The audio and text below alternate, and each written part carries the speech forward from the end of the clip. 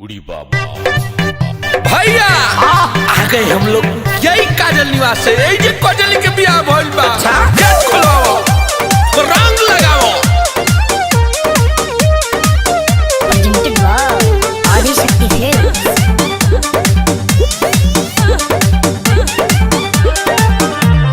बारे पगले तू मजनुआ ससुरो में आइले रे जनुआ नैहर में यरबू तू भोग ले लसु आ ससुरो में आके बढ़ावा तारा दुख। अरे भाग यहाँ से बेंग।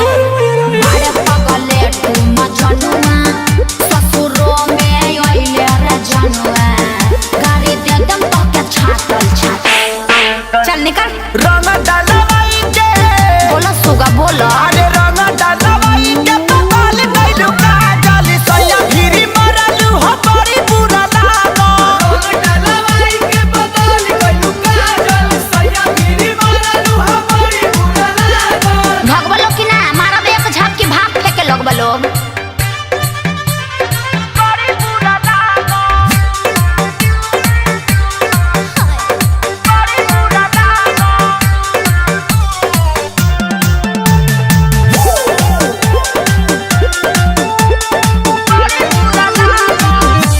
नैहर में संगे हमारा बोका बोका खेलल कही के कोको कोला पीछू कारी है ने रे लाला। और होली में चौपन रंगावले रहलू हो क्या साथी बाती रंगावली बुकिरिया खइले रहू हो।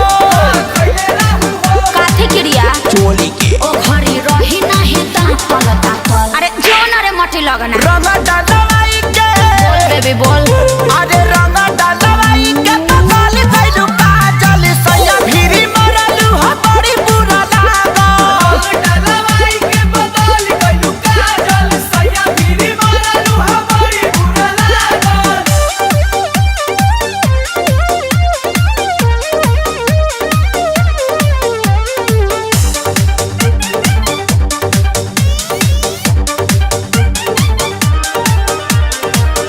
रोवल गावल बंद कर निकना हिलागे करतई नसलटी बड़ भक्त रुके आगे। अखिलेश के सारी के भागावतार हो यारी थोड़ी भतार से लगावतार हो। हाँ तो सेनुर डलले उ तो लगैब तू आ पाई तू पेन्ही अइला फाटल फाटल। मोहतरमा ये पैसन है हमरो के मारतिया बनरी। अब पीएम हो क्या भाग। अरे रंग डालवाई के खाली बोलोगे बे। अरे रंग डालवाई के पताल गइलू काजल सैया भिरी मरलू हो बड़ी बुरा लागो। रंग डालवाई के पताल अरे बाबा आ भाई आ बाबा रे जा जा मोरत मुआ दब तहन लोग के रंग लगैब लोग। भैया चला वाला रे भांज देलस, बर्तन जैसन माज देलस। ये टेम्पू वाला डाना डी छपरा चलबो।